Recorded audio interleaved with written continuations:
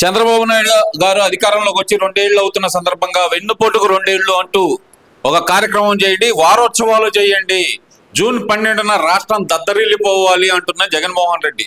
ఎలా చూడాలంటారు ఈ ప్రవర్తనని? ముందుగా అందరికీ నమస్కారాలు. ఎన్నుపోటు గురించి మన రాష్ట్ర ప్రతిపక్ష నేత జగన్మోహన్ రెడ్డి గారే మాట్లాడాల.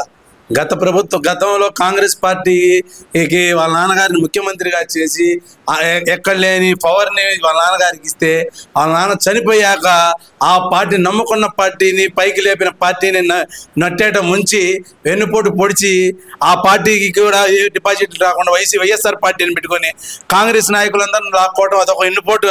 దాన్ని గుర్తించాలి మనం. తర్వాత ఎన్నుపోటు అని చెప్తున్నాడు కదా జగన్మోహన్ రెడ్డి గారు, వాళ్ళ బాబాయిని చంపింది దాన్ని ఏమంటారు?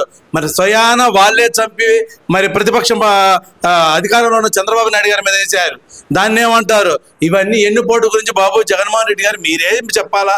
మీరు దెయ్యాలు వేదాలు వర్ణించినంత సంధానం ఉన్నది ఈ పరిస్థితి.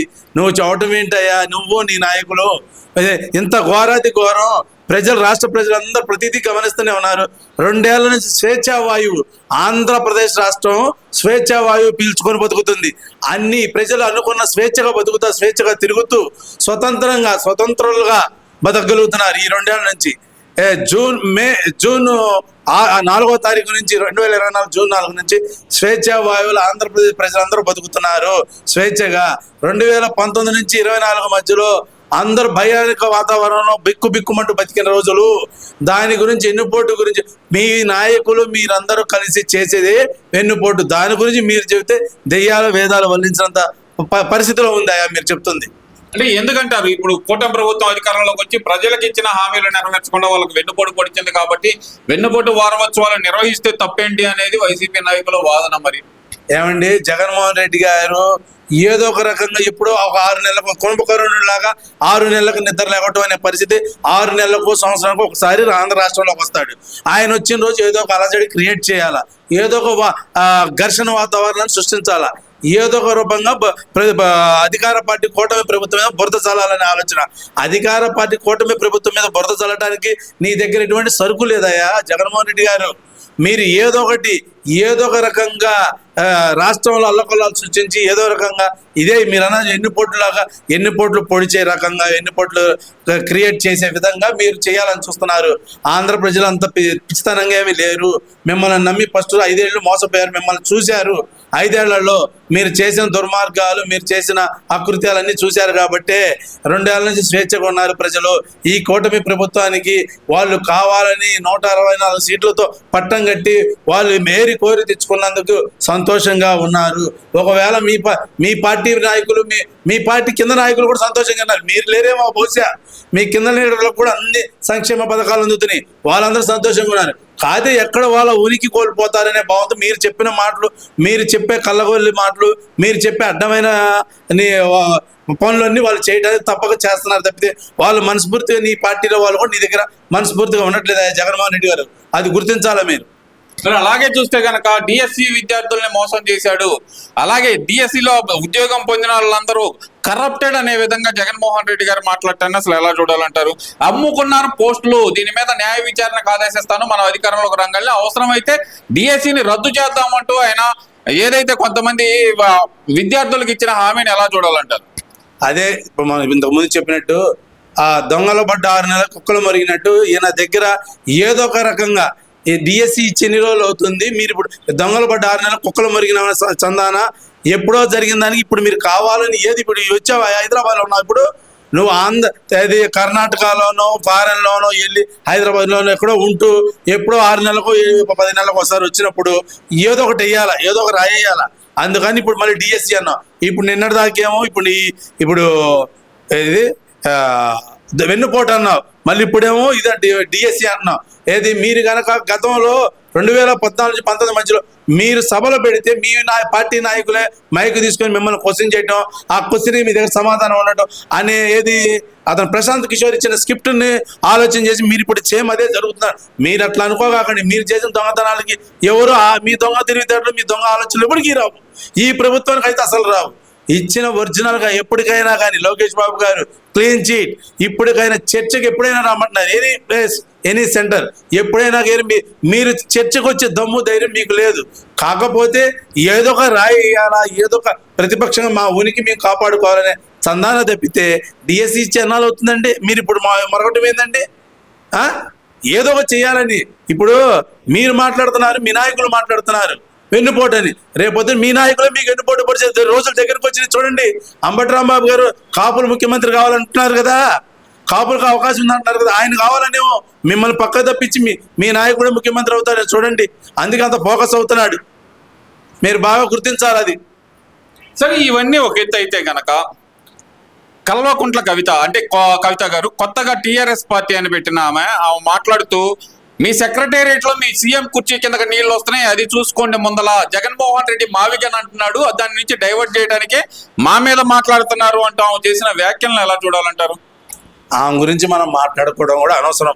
ఎందుకంటారేమో వాళ్ళ నాన్నగారు చేసిన పరిస్థితులన్నీ వాళ్ళకి మేకయ్యి కూర్చున్నాయి. నిన్నటిదాకా వాళ్ళ నాన్నగారిని జగన్మోహన్ రెడ్డి గారిని మెప్పించుకున్నారు వాళ్ళు ఒకరికొకరు. వాళ్ళు ఒకరికొకరు కలిసి సత్సంబంధాలుగా బాగా ఆ రాష్ట్రాన్ని ఈ రాష్ట్రాన్ని దోచుకున్నారు.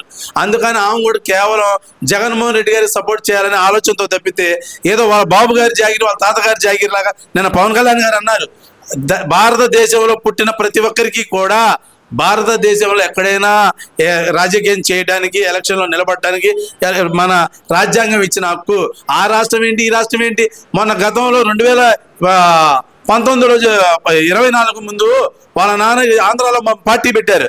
ఆ రోజు ఆంధ్ర ప్రజలు ఏమన్నా అన్నారా? అంటే మీరేనా, మీ రాష్ట్రంలో మీరే ఉండాలా? అమ్మా, మీ దగ్గర మీ నాన్నగారికి పార్టీకి కానీ బీఆర్ఎస్కి కానీ మీకు కానీ విషయం లేదు, సరుకు లేదు. అక్కడ ఎందుకంటే అక్కడ ముఖ్యమంత్రి రేవంత్ రెడ్డి గారు చాపకిందలాగా రాష్ట్రాన్ని ఇంకొక 25-30 ఏళ్ళు ఆయనే పరిపాలించాలని ఆయనే ప్రజల్లో మెప్పించి మంచి పరిపాలన అందిస్తున్నాడు. అందుకని మీ దగ్గర ఏమి లేదు. ఏది కేవలం మీ తెలంగాణలో ఆంధ్ర వాళ్ళని తిడితేనే రాజకీయం అనుకుంటే మీగా తెలంగాణ ప్రజలు పూర్తిగా ఆలోచనలో పడ్డారు, తెలివితేటలు నేర్చుకోగలిగారు. ఆంధ్ర వాళ్ళకి తెలంగాణ వాళ్ళకి ఎటువంటి స్వార్థాలు, ఎటువంటి విభేదాలు. మీరు కొత్తగా అంతకుముందు 2014 ముందు విద్వేషాలు రెచ్చగొట్టి మీ పబ్బం గడుపుకొని గెలిచారు. ఇప్పుడు ఇంకా ఆ పరిస్థితి అయితే లేదు. ఆ తెలంగాణ ప్రజలు అంత అమాయకులేం కాదు.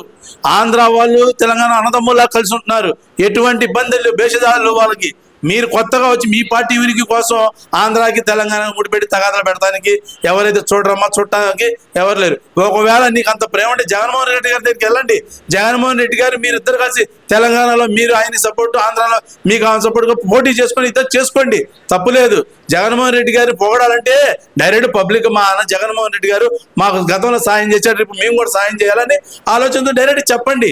ఎందుకమ్మా ఈ ముసుగులో కుద్దులాట? ముసుగు తీసి బయటికి రండి. నిన్నటిదాకా మీ నాన్న మీ అన్నయ్య జగన్మోహన్ రెడ్డి గారు సంఖ నాకారు, ఇప్పుడు నువ్వు నాకడానికి ఉన్నావు. అంతేగా ఆంధ్ర వాళ్ళని తిడితే మీకు రాజకీయం గడిచిద్ది అనుకుంటే మీరు అదే చేయండి. మీ ఆ తెలంగాణ ప్రజలు పూర్తిగా నమ్మబట్టి రేవంత్ రెడ్డి గారికి ముఖ్యమంత్రి పదవి అప్పచెప్పారు. తెలంగాణ వాళ్ళకి ఆంధ్ర వాళ్ళకి ఎటువంటి విద్వేషాలు, భేషజాలు లేవు. అందరూ ఒక తల్లి బిడ్డల్లా కలిసి విడిపోయినా కానీ తల్లి బిడ్డల్లా కలిసి ఉంటున్నారు కాబట్టి రేవంత్ రెడ్డి గారిని ముఖ్యమంత్రి చేసుకోగలిగారు. మిమ్మల్ని ఎంత చెప్పినా కానీ, మీరు ఎంత చేసినా, ఎంత విద్వేషాలు రెచ్చగొట్టినా తెలంగాణ ప్రజలు కానీ ఆంధ్ర ప్రజలు కానీ చీయని చెదరించుకుంటున్నారు మిమ్మల్ని. ఇక మీ జన్మలో నువ్వు ఎమ్మెల్సీ కాదు, దేనికి కూడా కార్పొరేటర్ కూడా గెలిచే పరిస్థితి మీకు లేదు. జగన్మోహన్ రెడ్డి అనే కత్తికి కావాల్సింది కూడా ఏబిఎన్, సిబిఎన్ అంటున్న కొడాలి నాని. ఏంటంటారు, నిజంగానే జగన్మోహన్ రెడ్డి కత్తి అంటారా? జగన్మోహన్ రెడ్డి కత్తి, ఈయన ఒక గొడ్డలి. ఈ గొడ్డళ్ళు కత్తులన్నీ ఈ 2 ఏళ్ళలో ఏమైపోయాయో ఏమో అర్థం కావట్లా.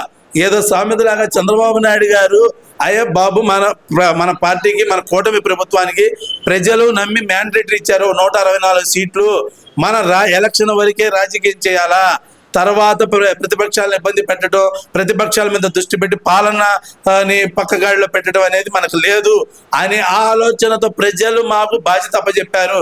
ప్రజలకి బాధ్యత పరంగా మేము బాధ్యతగా ఇచ్చేయాలనే ఆలోచనతో మేము మెదలకుండా ఉన్నాము. పరిపాలన మీద దృష్టి పెట్టగలిగారు.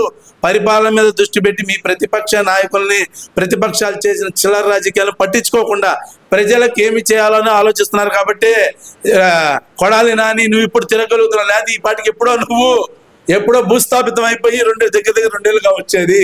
కేవలం అది నువ్వు గుర్తించక ఏదో సామెతలాగా ఇప్పుడు నీకు కళ్ళు నెత్తికెక్కుతున్నాయి. కళ్ళు నెత్తి తగ్గిస్తారు, అదొక్కటే ఏం పర్లేదు, నువ్వు ఎన్ని ఎక్స్ట్రాలు చేస్తావు చేసుకో, చేసినంత మాత్రాన్ని ఇక్కడ ఏమీ ఒరిగేది లేదు, ఒళ్ళో పడేది లేదు.